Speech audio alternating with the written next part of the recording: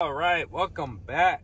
So I'm here at McDonald's, about to grab breakfast, and then we have to go to the landfill, dump this dumpster, and then go put it on rent, and then go pick up another empty dumpster and go to this other city, drop it off as a rental.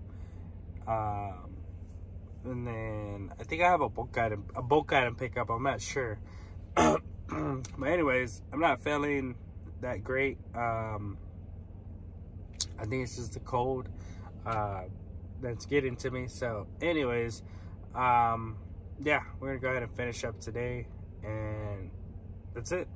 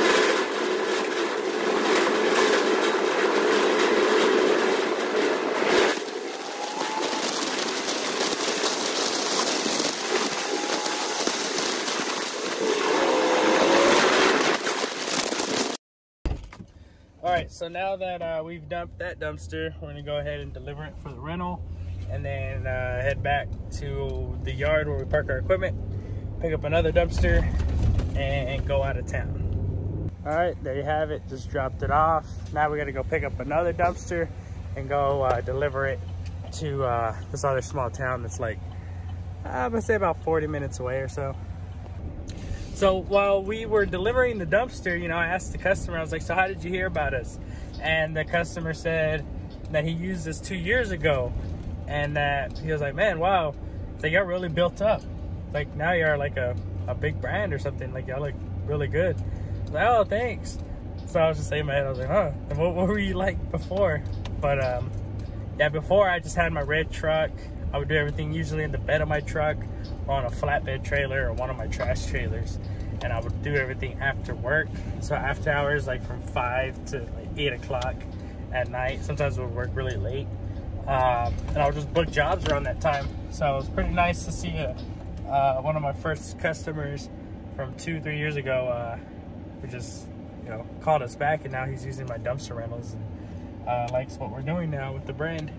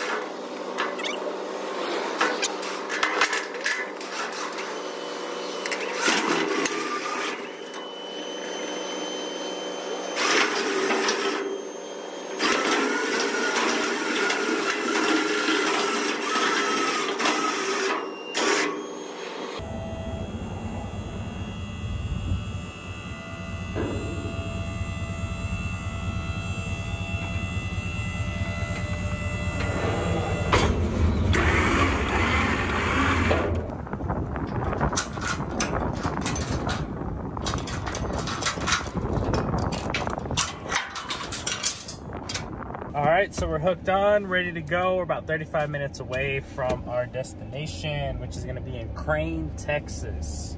All right, so we just finished the dumpster delivery. We're gonna have ourselves some pizza. All right, so we just delivered that dumpster here in Crane, Texas. We took an hour lunch because I figured that these guys were gonna fill it up, you know, within an hour, because there was a lot of guys there at this building.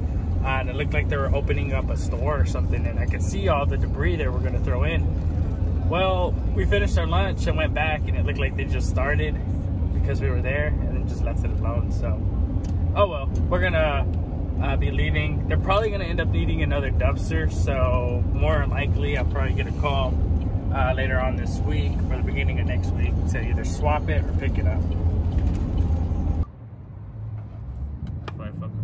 All right, so we're back in town. That's basically it for the day. So we're gonna be installing this new component for our new remote in order to have wireless remote for the winch. So anyways, it's just plug and play, so it's fairly simple. All right, so now we finally have our wireless remote back. Now again, this one is wired and wireless. This remote goes for about $250 just for this remote, because again, you have that other extra component that has to be swapped out in order for this remote to work for your winch. So they're very expensive, and for some reason it took me almost a month to get through 4-wheel parts. And then my KTI system, I have a remote. I had a remote with it and I lost that as well. I have these other remotes that I have to get reprogrammed in order to work for the KTI system. That way I could have my wireless lift system back. So right now we're just gonna do some maintenance stuff. I just wanna, you know, give at least 1 hour of just looking over equipment and whatever else we can do to the trailer, clean up the truck, stuff like that.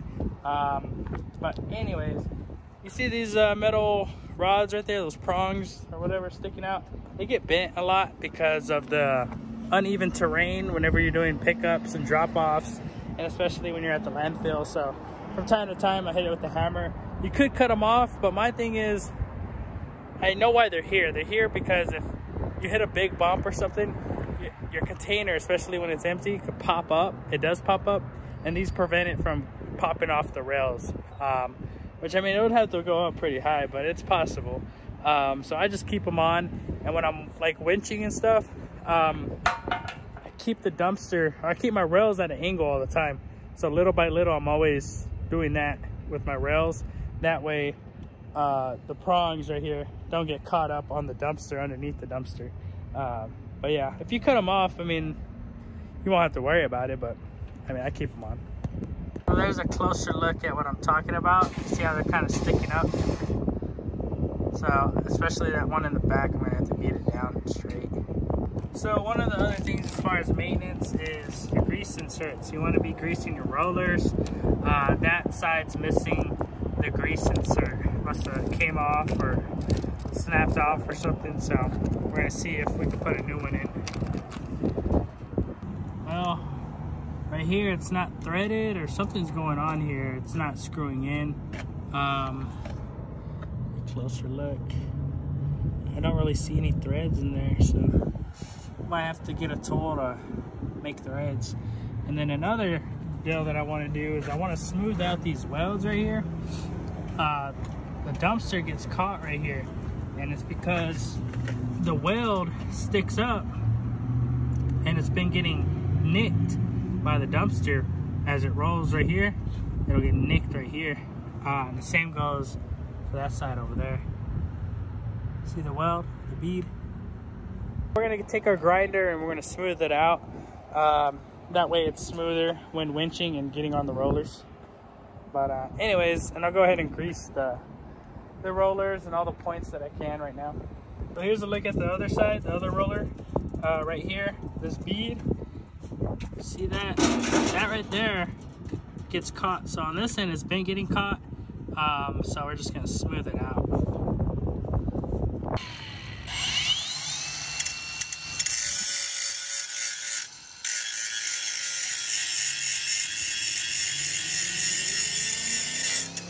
Well, it looks a lot better now. We also did the same thing right here. softened up the welds and some of the nicks. All right, so for the tips, I usually use this right here, white lithium grease. I buy it in bulk on Amazon. I want to say it was like $12 maybe, or 20 bucks for a case. But anyways, yeah, I go ahead and spray this along the rails. Since we're, you know, in the cold season and stuff, I'm gonna go ahead and go all the way. Usually I just go about 2 foot and spray it and leave it like that.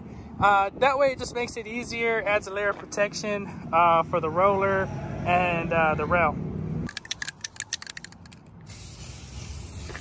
All right, well, that's basically it. Today's a short day, basically, you know, cut the day short. So short days can range from, I mean, we're usually off by like 3 o'clock in the afternoon. On average, we're out by like 5, 6, and then on late days, we're out anywhere from 8 to 9 or later. But during the slow season, I mean, you'll be working, you'll probably be done by the afternoon before 5 in most cases, unless you got a lot going on or you're driving around a lot. But in our case, I mean, we're done by 3 o'clock. But we started kind of early, so that was a good deal. We started at 8 a.m., so 8 to 3. And then tomorrow, nothing's lined up for tomorrow as well. Not until this weekend is when I have jobs booked. But even then, I mean, anything could happen again. So I have a load of tires that I need to get rid of. They're on my 20-foot flatbed, but my flatbed is flat, so I need to go get the tires serviced, looked at, and all that stuff. And then we're gonna head over to Denver City, which is about an hour and a half away from where we're at right now. And we'll go ahead and recycle some tires. It's probably gonna cost, it's $80 a ton, so it'll probably cost me, you know, anywhere from $150 upwards to $200 to dump and recycle them tires. That way I can get my flatbed empty, and we could use it as a scrap trailer, because right now I have a dumpster that has scrap metal in it, but I really don't want to keep metal inside the dumpster because, you know, it could rust and it could scratch it up, and I really want that dumpster empty, so when it needs to go out on rent or on a job, it's ready to go. So my flatbed will come in handy for that, for scrap metal. Well, thank you guys for watching my videos. I really appreciate it. I think we have, what, 1 more week or something like that, and that'll be it for the 30-day vlog challenge. Again, I did this 30-day vlog challenge to show you guys what it's like, you know, for me during the slow season, because a lot of guys that make these YouTube videos about, you know, junk removal and stuff, a lot of them are just starting and have really no idea what it's really like.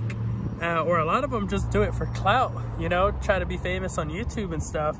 And I mean, it's very noticeable when someone, you know, tries to make videos just for clout or something.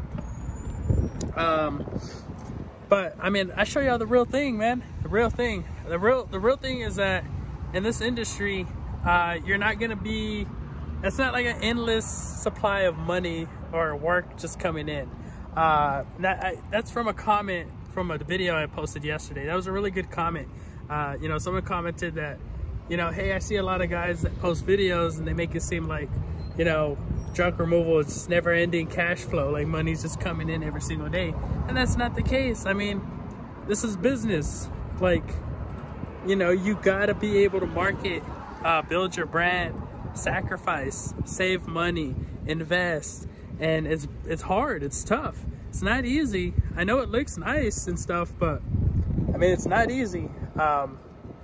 So to all the other creators out there, if you're watching this, I mean, you know, the guys that make YouTube videos and stuff, do a 30-day vlog challenge for your viewers. That way they could see what it's really like. And, you know, because a lot of guys make these YouTube videos and they only show the good moments. Like when they do a vlog, it's only because they want to show you something good that happened, not what really happened. So again, don't ever like try to judge yourself on what someone else is doing or compare yourself to other people, because you really don't know what's going on in my life or other people's lives or anything like that.